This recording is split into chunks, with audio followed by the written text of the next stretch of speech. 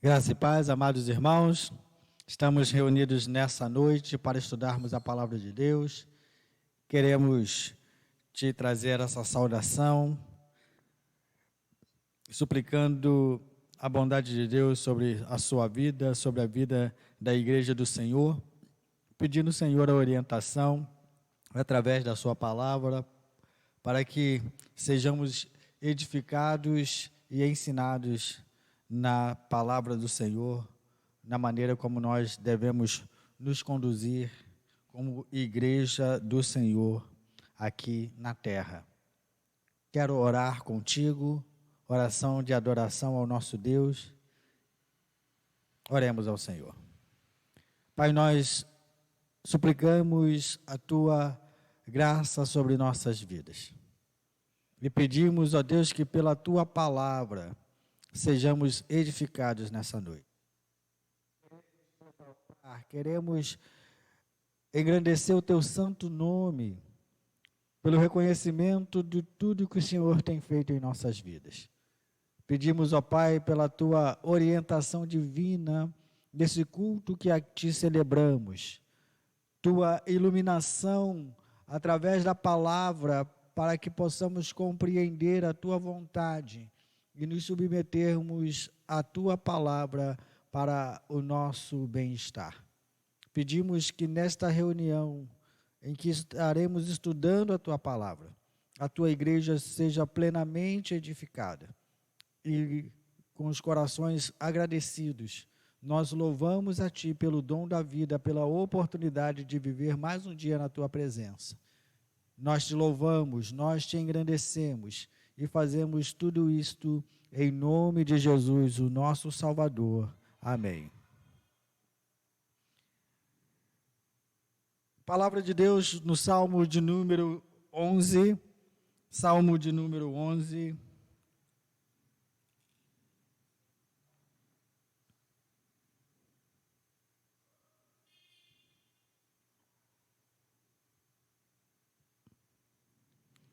Leitura da palavra do Senhor.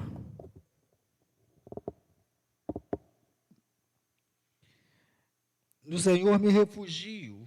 Como então vocês dizem a minha alma, fuja como um pássaro para o seu monte. Porque eis aí os ímpios, armando os seus arcos, colocam a flecha na corda para as escondidas dispararem contra os retos de coração. Ora, se forem destruídos os fundamentos, que poderá fazer o justo? O Senhor está no seu santo templo, nos céus o Senhor tem o seu trono. Os seus olhos estão atentos, as suas pálpebras sondam os filhos dos homens.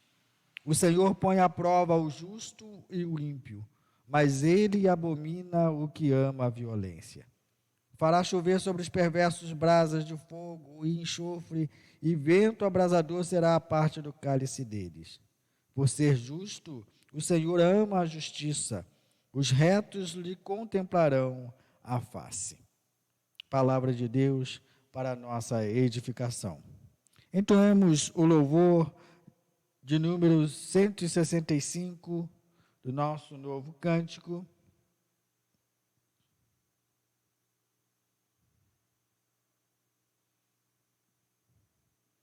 Hino de número 165.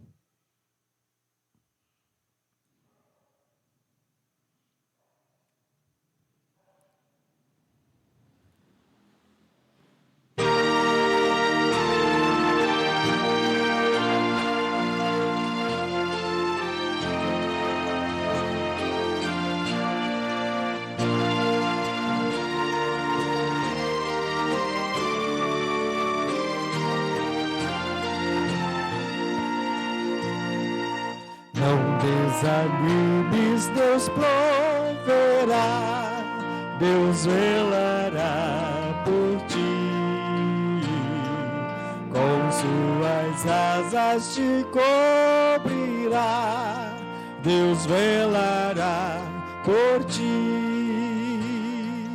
Deus cuidará de ti na tua dor. Com todo amor, jamais jamais te deixará, Deus cuidará de ti. Se no teu peito vibrar a dor, Deus velará por ti. Tu já provaste seu grande amor, Deus velará por ti. Deus cuidará de ti na tua dor, com todo amor, jamais te deixará, Deus cuidará de ti. Nos desalentos das provações, Deus velará por ti. Nas desventuras, nas tentações, Deus velará por ti. Deus cuidará de ti na tua dor, com todo amor, jamais te deixará, Deus cuidará de ti.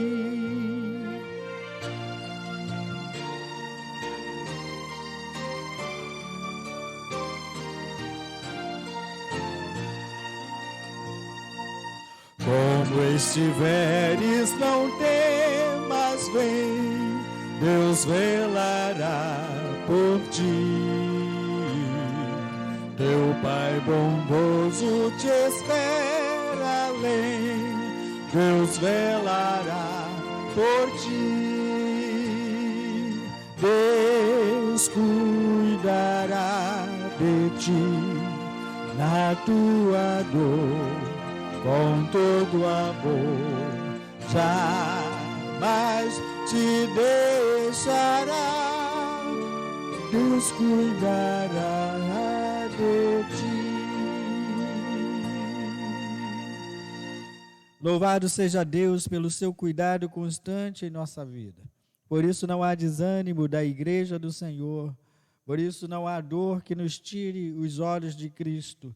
Não há desalento ou provação que possa nos tirar o ânimo de servir a Deus, pois servimos a um Deus vivo e verdadeiro, e segundo a sua promessa, Ele tem cuidado de nós. Nós estaremos nesse momento passando a exposição do vídeo do culto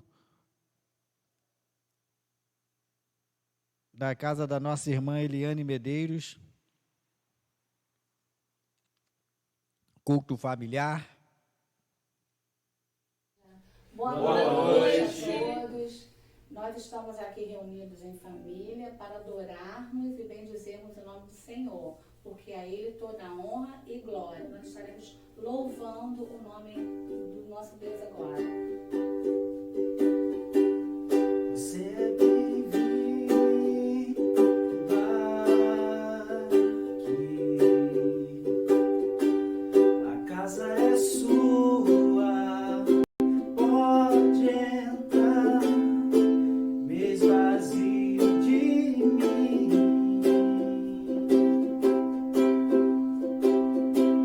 e me esvazio de mim.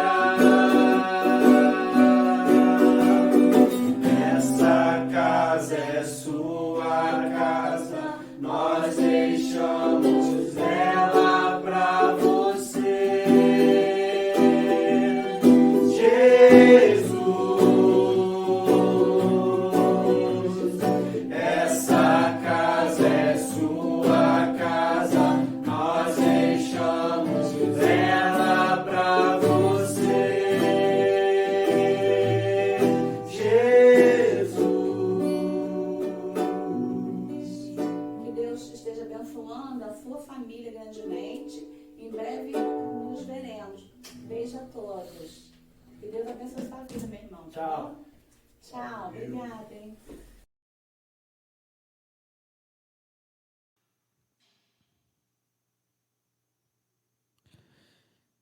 Louvado seja Deus pela vida da nossa irmã Eliane Medeiros, de todos os seus familiares. Louvamos a Deus por cada membro dessa família, nesse culto doméstico, e queremos continuar com esse desafio, pelo menos até o mês, estendendo até o mês de junho, pois ainda a maioria da igreja ainda não aderiu a esse movimento. Esperamos que dentro de breve momento a gente possa, até o mês de junho, a gente possa completar, pelo menos com a maioria dos familiares da nossa igreja, ok?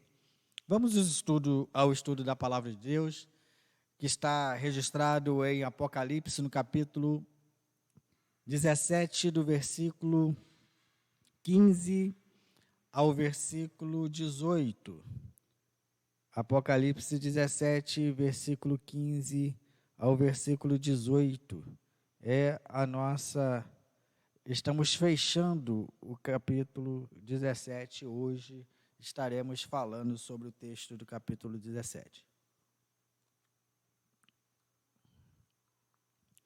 Diz-nos a palavra do Senhor: o anjo disse ainda: as águas que você viu, onde a prostituta está sentada, são povos, multidões, nações e línguas. Os 10 chifres que você viu e a besta, esses odiarão a prostituta.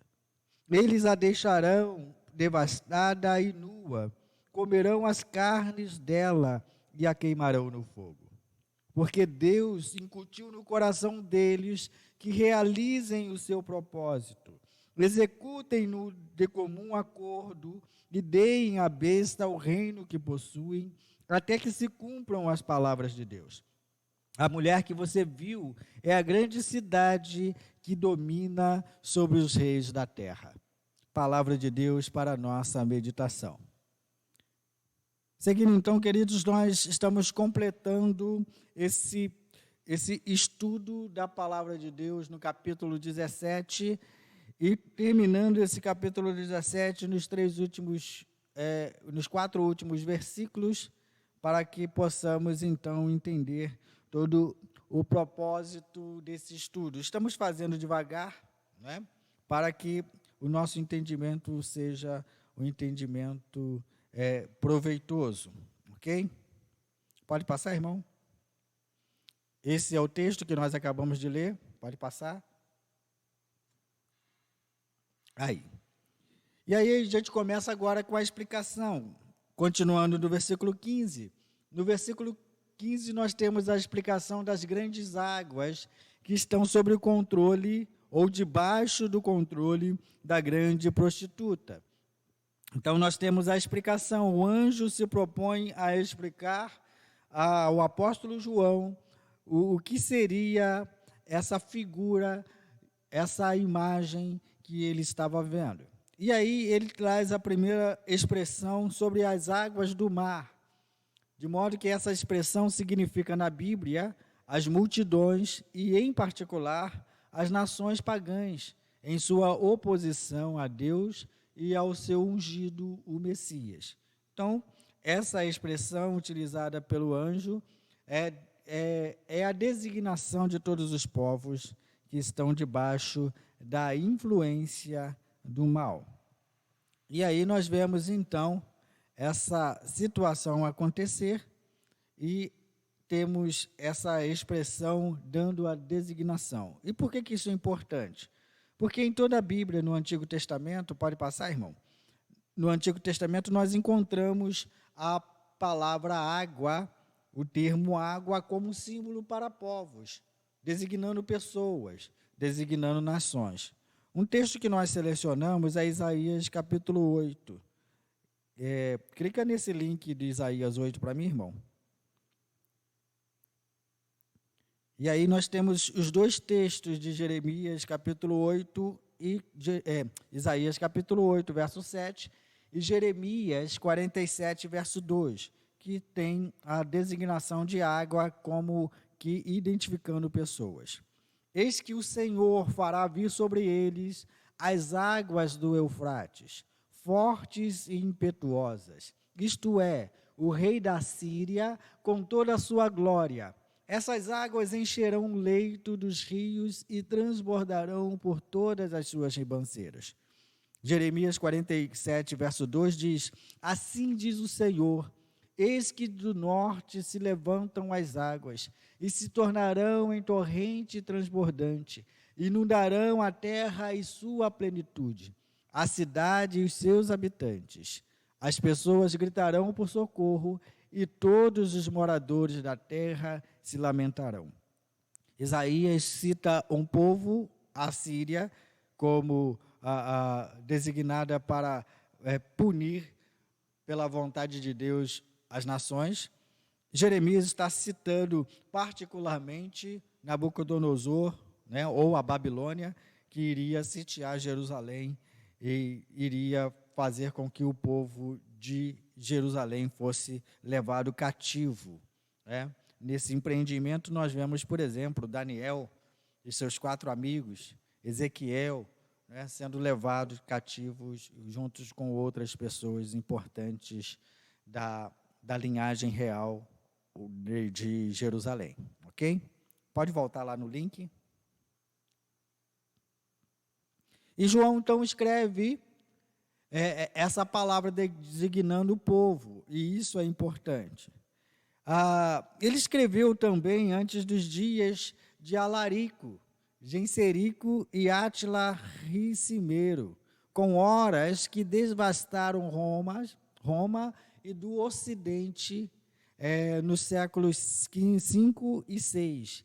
Esse detalhe é um detalhe histórico. O que João está escrevendo, e aí, segundo alguns interpretam, seria a queda do Império Romano que se deu no século V e século VI. Né? Os bárbaros, né, sitiaram Roma e tomaram o poder de Roma, e de modo que no século VI foi consolidado a derrocada do Império Romano. Então, esses 3 homens representantes aí de povos importantes, de povos que tomaram conta. E aí a gente entra numa crise, porque se João está falando de Roma, o que nós estamos vendo é algo relativo à destruição. Essa é uma das crises que nós entramos. Do que João está falando? O que João está fazendo trazendo como informação? Ele está vendo a destruição 5 séculos depois, ou ele está falando de um tempo mais remoto? Cremos que é um tempo mais remoto, né? Haja visto que Roma não foi destruída. O que acontece com Roma é que ela é sitiada, mas é preservada. Nós temos Roma até hoje de pé, e a mesma antiga Roma que nós temos à nossa disposição. Quando nós pudermos ir à Itália, nós veremos a grande cidade de Roma, a antiga Roma, né, que não foi derribada, que não precisou ser reconstruída, somente foi derrubado o império e outros povos ocuparam esses territórios. Tá bom? Então, João certamente não está falando desse episódio como muitos escritores acreditam, muitos teólogos acreditam até. Eu creio, pessoalmente, que, segundo essa informação, João não está falando desse episódio, porque a queda do Império Romano não determinou sequer um histórico que determinasse uma aflição mundial e a volta de Cristo, de modo que Cristo ainda não voltou, ok? Então, isso é importante a gente pontuar. Pode passar? O uso da frase quádrupla, né? As 4 designações de povo, multidão, nação e língua, né? E aí, no plural, né? Vamos voltar e conjugar, trazer essas informações no plural. Olha, povos, multidões, nações e línguas, que está descrito na palavra de Deus, não se restringe a uma era particular. Ou seja, aquilo que eu acabei de dizer, né, não está se referindo o que João vê, mesmo antes, o que vai acontecer 5 ou 6 séculos depois, na era cristã. Mas se refere a todas as nações do mundo. Então, isso é importante. E a queda de Roma vem devido a uma súbita mudança de povos dominados. Então, qual é a nossa crença? É que Roma, ela, apesar de ter sido julgada por Deus por perseguir a igreja, e depois, tardiamente, de uma suposta conversão ao cristianismo, ela, né, teve a sua queda definida já lá na profecia de Daniel. Nós encontramos essa profecia, e aí com muita precisão, né? Mas não se refere ao texto de Apocalipse, porque não também determinou o final da nossa história, tá bom? Então, a queda de Roma, ela só veio devido a uma súbita mudança de povos dominados. Eles passaram a dominar o território. Eles sequer fizeram o que foi feito com Babilônia. Babilônia, na era dos Medos e dos Persas, ela teve a sua destruição, né? Ela teve a sua destruição, né? Território hoje do Iraque, território do Irã, não é isso? Então, nós temos aí essa designação. Pode passar?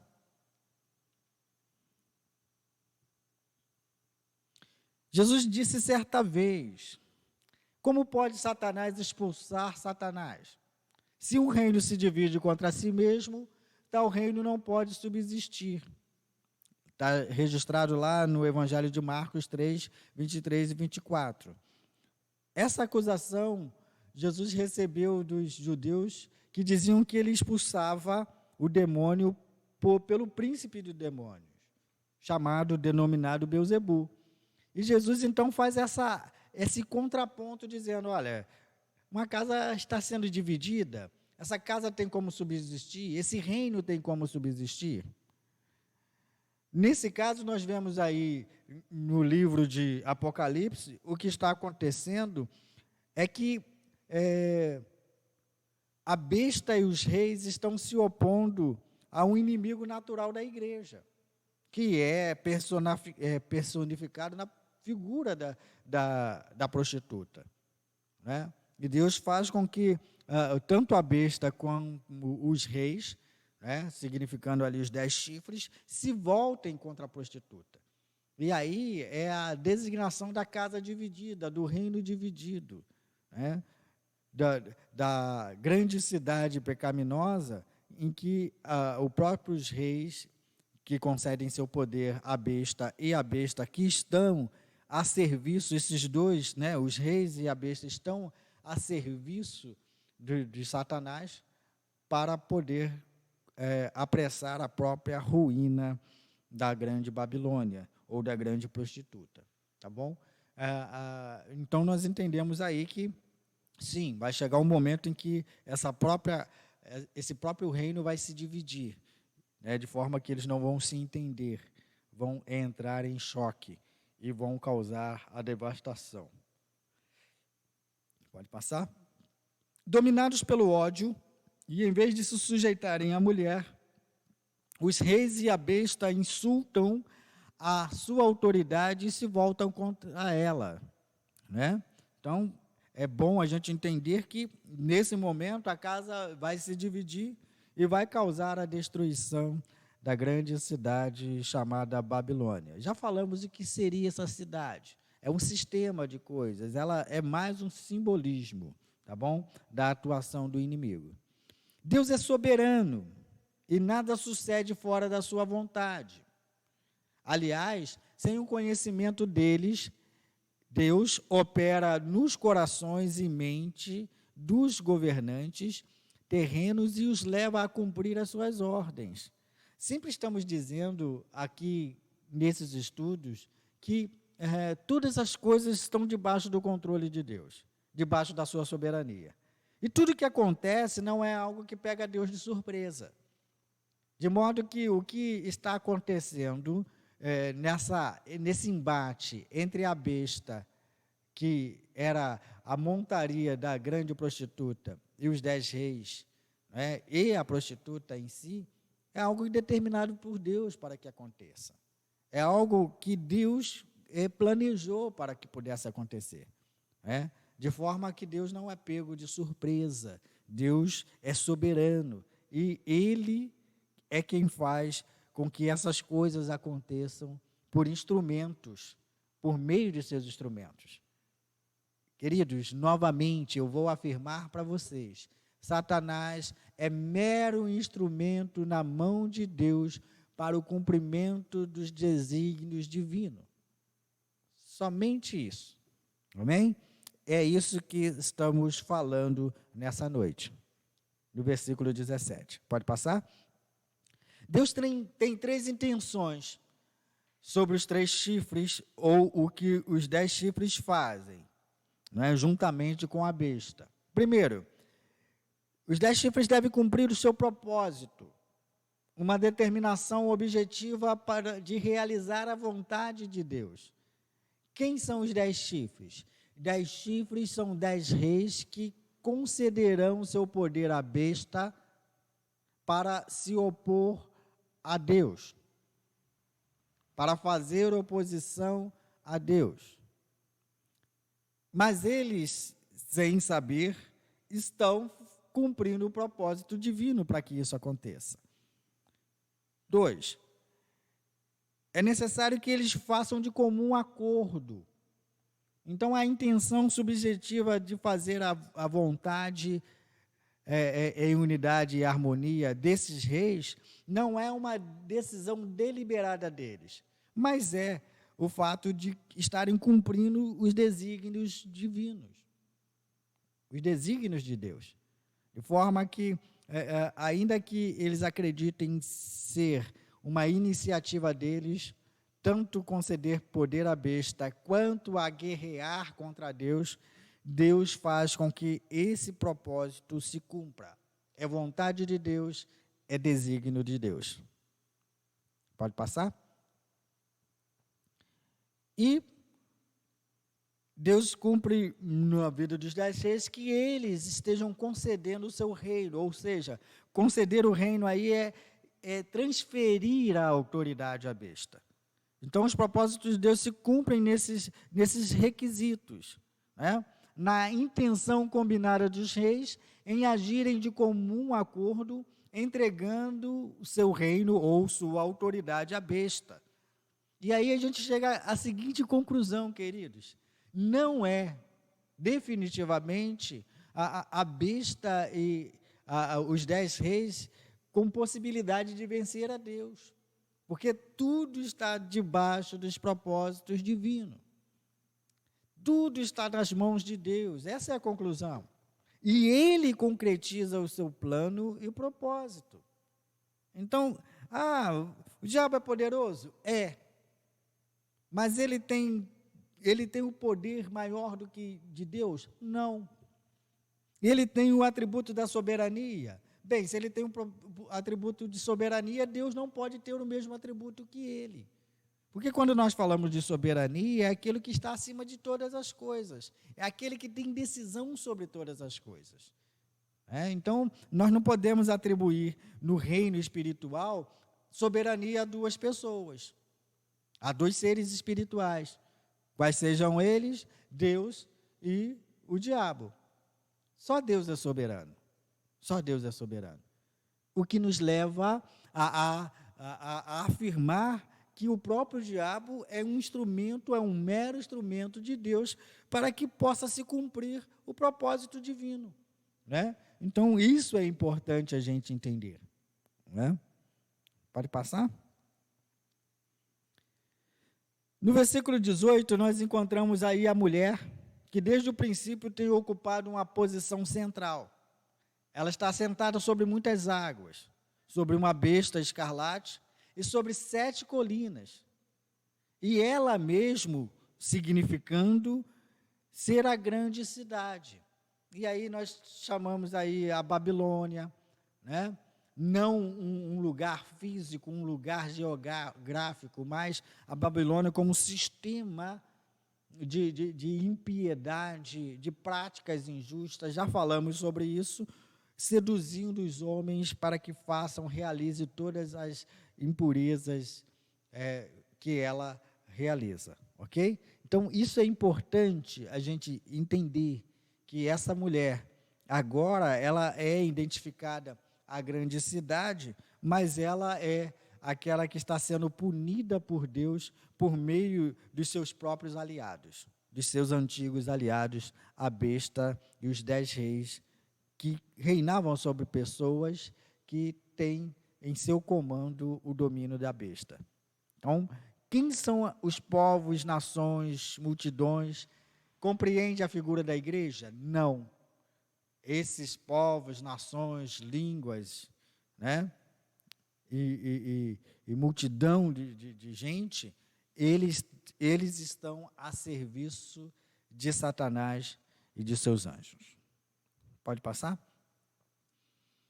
E aí nós vamos fechar com essas questões importantes que parecem pouco, mas é muito bom a gente refletir. E a gente precisa entender que, como igreja, nós temos um lado. Como tem dois lados, né? Nós precisamos nos definir de um lado. Há 2 cidades no Apocalipse. Uma é a Nova Jerusalém, que desce do céu, da parte de Deus. Nós encontramos lá esse texto lá em 3:12, 21, verso 2 e 10, 22, 2 e 3. Vamos para Apocalipse 22, 2 e 3, que é o texto que nos chama a atenção. 22, 2 e 3. Apocalipse 22, 2 e 3. Diz o versículo: no meio da praça da cidade, a Jerusalém celestial, e de um e de outro lado do rio, está a árvore da vida, que produz 12 frutos, dando seu fruto de mês em mês, e as folhas da árvore são para a cura dos povos. Nunca mais haverá qualquer maldição. Nela estará o trono de Deus e do Cordeiro, e os seus servos o adorarão. Essa é a figura da igreja nas delícias com Deus, gozando da eternidade com Deus. A outra cidade é a cidade do mundo, controlada por Satanás. E ela é conhecida como Babilônia, a Grande, personificada na figura da prostituta, que leva todos que estão sob seus comandos, debaixo dos seus comandos, a fazerem o que ela pratica, a realizar o que ela pratica. Então, nós encontramos esses versículos, aí já passamos por ele, né? Por esses versículos, em 11:8, Apocalipse 14:8, 16:19, 17:5, e nós vamos revisitar novamente falando sobre essa outra cidade, que é, na verdade, a cidade, a Grande Babilônia, no capítulo 18, 2 e 10. Tá bom? Pode passar? 2 cidades têm seus próprios cidadãos, seus próprios governos e leis, e seus próprios destinos. Uma é a cidade da luz, a outra, a cidade das trevas. A primeira cidade da luz é composta por Deus, o Cordeiro, pelo Pai, o Cordeiro e a sua igreja. A cidade das trevas está reservada para o diabo, seus anjos e todos aqueles que estão debaixo da sua influência. Essa influência que eles puderam arrastar pessoas atrás de si, esse domínio é a cidade deles. Uma é conhecida por sua pureza. Lá no céu, as menções que nós temos, aquelas pessoas que estarão andando de branco, as pessoas que terão um novo corpo, viverão na saúde, de Deus, não mais experimentarão maldição. Então, essa é a cidade da luz, a Jerusalém que desce dos céus, né? A outra é a cidade das trevas, e nela tem todo tipo de coisas que serão, no seu devido tempo, destinadas ao sofrimento eterno daqueles que não têm Jesus. Uma é conhecida por sua pureza e a outra conhecida por suas fraudes, né? Então, no final das contas, queridos, só existem dois destinos: o céu e a perdição. A salvação em Cristo e a perdição. E a gente sempre deve perguntar: de que lado você está?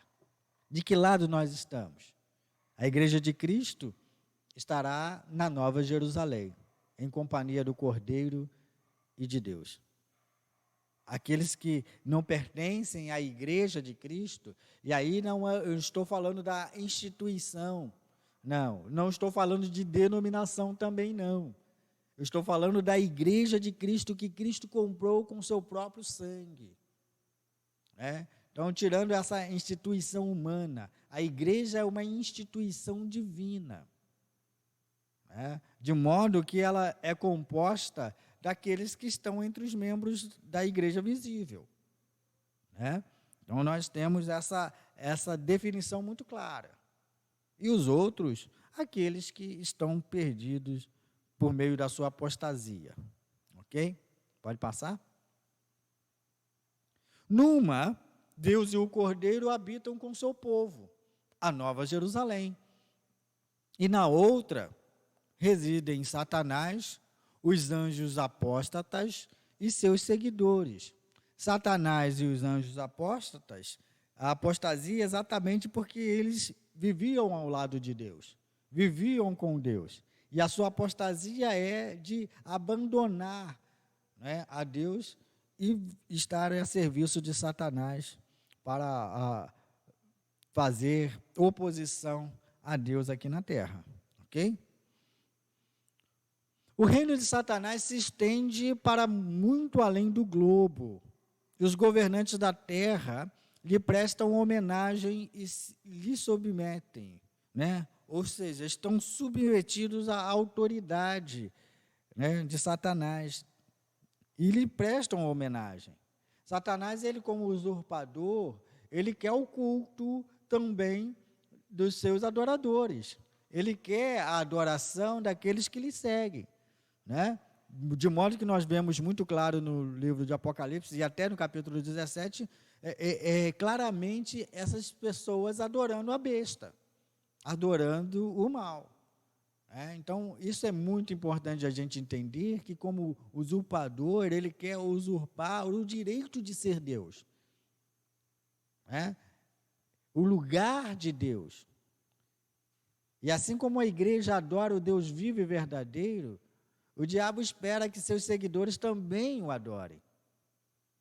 E eles o fazem por meio de uma vida profana. A igreja, ela já faz a sua adoração entendendo que o Deus Santo exige santidade e retidão dos seus filhos. Para Satanás, quanto pior, melhor. Quanto pior for a integridade, a degradação espiritual do povo, melhor para ele. Então, esse tipo de culto é um culto profano, né? Então, ainda que Satanás faça isso da maneira inversa, na verdade, uma coisa que lhe é muito própria. Ele é usurpador. Ele quer usurpar o lugar de Deus. E por isso, na mesma medida, ele espera a adoração dos seus seguidores. Pode passar, irmão? Fechando aí, a gente vê as duas coisas importantes ainda em relação às duas cidades. Aquelas pessoas que exibem o nome do Pai e do Cordeiro escrito em suas frontes são cidadãos do reino dos céus. Nós temos pregado aí o primeiro livro de Pedro, do apóstolo Pedro, e nós encontramos essa designação de cidadania celestial. Nós somos cidadãos dos céus. durante todo o Novo Testamento, ou as passagens do Novo Testamento procuram evidenciar isso, que a igreja na terra tem a figura daqueles que estão aqui na terra como peregrinos, mas a sua cidadania é uma cidadania espiritual. E, definitivamente, queridos, nós viveremos para todo sempre com Cristo na Nova Jerusalém. Que bom é termos essa certeza de que a igreja, das duas cidades, a igreja está reservada a gozar, a estar vivenciando a eternidade com Cristo. Debaixo dessa promessa de que Ele nos comprou com seu precioso sangue para sermos herdeiros de tudo aquilo que pertence a Ele.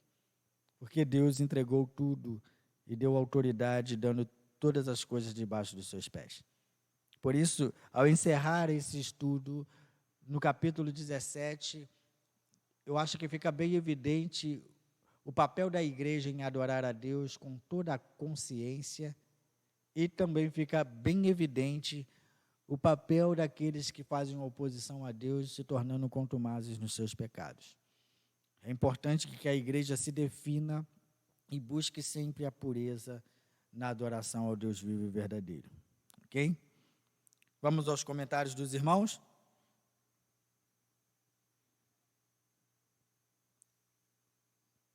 Estamos aí ao vivo já há algum tempo. Temos aí a irmã Márcia, deixando seu boa noite aos irmãos. A irmã Eliane Medeiros. Irmã Eliane, depois dá um joinha aí, se você conseguiu ver o vídeo aí do seu culto doméstico. Amém? A Cláudia Miranda, dando seu boa noite. Roselena Catrinque. Rosalinda. O Eli Ramos, boa noite. A Neia. Ei, Neia, que saudade, minha irmã. A Márcia, novamente. Eliane Medeiros. César Vieira. A Magda, dando seu boa noite. Ao Leco aí. Leco Vasconcelos. Magda de novo, Almeida. Deus abençoe você também, minha irmã. Obrigado aí pelas orações. Eu fico muito feliz. Eu nem sei se irmã Eliane, eu vou falar alguma coisa que nem sei se você vai autorizar, mas eu vou falar assim mesmo. A irmã Eliane me deixa muito feliz quando, em diversas oportunidades, ela deixa claro que está sempre orando pelo pastor. Eu louvo a Deus pela vida dos membros da igreja que ocupam ou tiram uma parcela do seu tempo para orar pelo seu pastor. Nós temos também as mesmas necessidades, somos humanos como qualquer pessoa e sentimos muito privilegiados pela oportunidade de sermos alvos da oração dos nossos irmãos. E eu careço, irmãos, da oração de vocês. Eu careço da oração da igreja para poder ser mantido de pé pelo nosso Deus. Amém? Então, nós deixamos aqui o nosso cumprimento a todos vocês. Queremos também orar pelas pessoas que perderam seus entes queridos. Nesses dias, queridos, nós recebemos todos os dias notícias, pelo menos aqui na nossa região, de que alguém partiu, de que entes queridos deixaram a terra e deixaram um vazio no coração de seus familiares. Por isso nós queremos orar, pedir para que Deus esteja já provendo, solução para esses tempos difíceis. Queremos crer que as coisas já estão acontecendo de modo a um desfecho dessa história toda, mas enquanto isso não acontece, roguemos a Deus que essa pandemia cesse, seja por intervenção miraculosa, seja por instrumentos humanos, que nós cremos que Deus tem levantado pessoas através de pesquisas. No nosso próprio Brasil, nós temos pesquisas já avançando nessa direção. Apesar das pessoas eu já disse isso e às vezes é bom reafirmar. O brasileiro é uma espécie muito esquisita, né? Nós temos a síndrome do vira-lata. Tudo que é lá de fora, tudo é melhor. Mas nós temos um campo de pesquisa aqui no Brasil fantástico. E às vezes nós ignoramos isso. Então, está sendo produzido sim, tem gente, tem laboratórios, tem cientistas brasileiros muito conceituados lá fora, estão desenvolvendo sim, em trabalho conjunto com outras pessoas, com outras nações, estão a serviço de Deus, como instrumento de Deus, para que possamos ser assistidos nessa pandemia. Cremos que Deus está levantando pessoas. Cremos que Deus está utilizando pela instrumentalidade da ciência o final dessa pandemia. Por isso, irmãos, estejamos orando pelos nossos irmãos que ficaram enfermos, que estão enfermos com essa consequência, por aqueles que estão sentindo a falta do ente querido, que já partiu, né? Mas que em todas essas coisas, também nos alimentemos da esperança de que Deus está cuidando de cada um de nós. Amém? Vamos orar? Oremos ao Senhor. Pai, nós louvamos o Teu nome e rendemos graças a Ti. Louvamos-Te, ó Deus, pela Tua palavra, que é viva e eficaz. Louvamos-Te, ó Deus, pelo estudo que tivemos nessa noite, tão esclarecedor, quanto à figura da igreja e à figura daqueles que fazem oposição à sua igreja e ao Deus que nós servimos. Pai Santo, em nome de Jesus, nós queremos nesse momento estarmos definidos do Teu lado, a ponto de que a nossa esperança, a eternidade que temos contigo, seja na figura da igreja, uma igreja pura que serve a Deus vivo e verdadeiro. Que vivamos em santidade, procurando viver debaixo dos Teus santos propósitos. Pai Santo, nós queremos interceder por aqueles que sofrem, por aqueles que estão com os corações sentindo o vazio e a dor da ausência de um ente querido.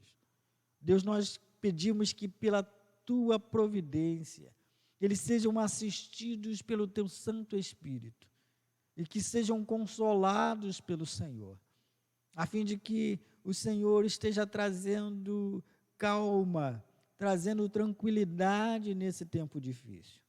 Nós sabemos, ó Deus, o quanto é difícil a separação, o quanto é doído a separação de um ente querido.